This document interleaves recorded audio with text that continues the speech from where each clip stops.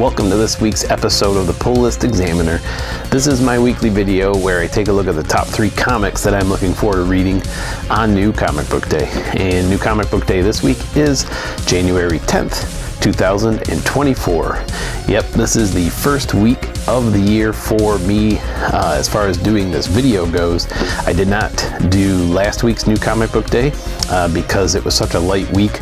I really only had a few comics on the entire pull list anyways, and I had just put out the top 10 comics of the entire year of 2023. So check out my top 10 video, but let's look at what my top 3 are for this week now. Starting off this week at number 3, I've got Rebel Moon, House of the Bloodaxe, issue number 1.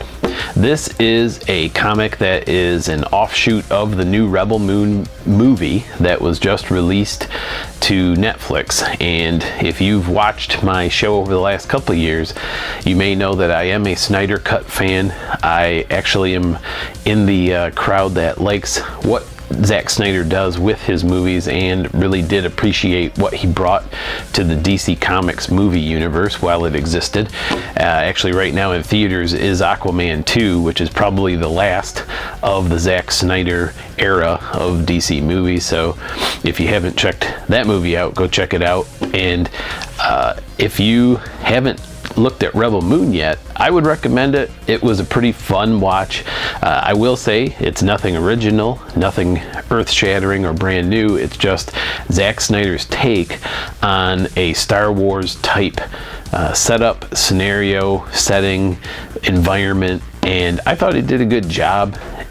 Yes, he does like slow-mo, so be ready for some slow-mo action, but in this comic series, which I have never bought anything from Titan, which is the publisher of this comic, I had to pre-order this comic just to make sure I was going to get it, because I'm not even sure if a lot of stores will be carrying this. But since I liked the movie a lot, and this is a prequel that kind of gives some backstory, I thought it'd be fun. And there is going to be another sequel to the movie on Netflix, and there's going to be a director's cut released, I think, within the next month or so. So if you're a sci-fi fan, I would say go check out Rebel Moon, just because it's another one of those nice sci-fi movies you can add to the list to watch. And if you are a Zack Snyder fan, then I'm assuming you've probably already watched Rebel Moon like I have. So that's my number 3 for this week. And coming in at number 2 this week on my list is going to be Star Wars issue number 42. We have finally ended the Dark Droids event.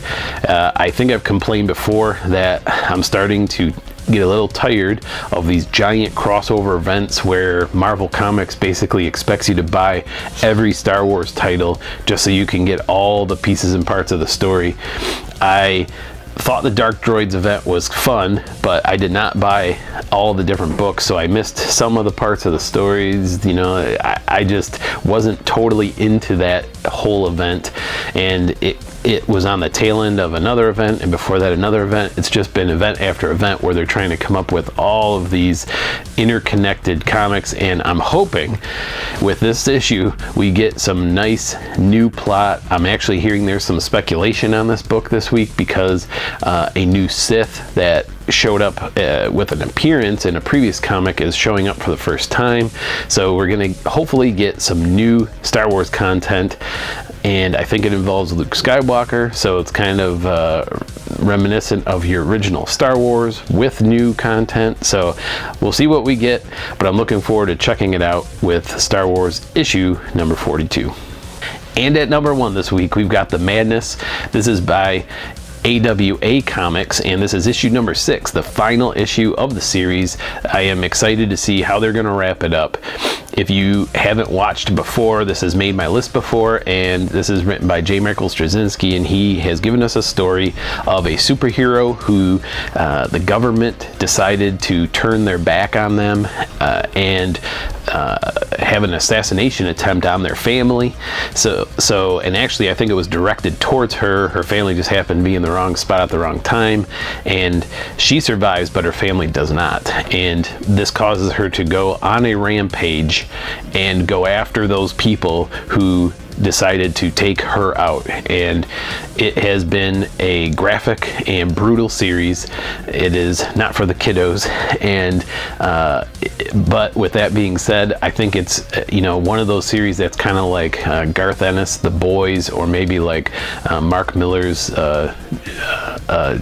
Jupiter's Legacy or Jupiter's Circle, one of those kind of real world takes on superheroes, a more gritty look at it. And I thought they did a great job condensing it into this 6-issue series with a lot of action, just enough character building. So if you want a fun read, I would check it out. And my other thing I'll throw out there is that this is one of those titles, I think I mentioned this because this also made my top 10 list for 2023, that AWA publishes graphic novels at a $10 price point. So I believe this will get collected, and you can probably pick up the whole series for $10 at some point, which is a very reasonable price in my mind. So check it out. It's called The Madness, and it's #1 on my list this week.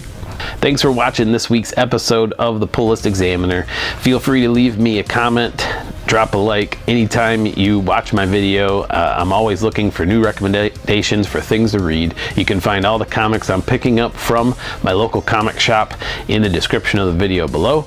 Remember to read them, bag them, and board them, and we'll see you next time on the Pull List Examiner.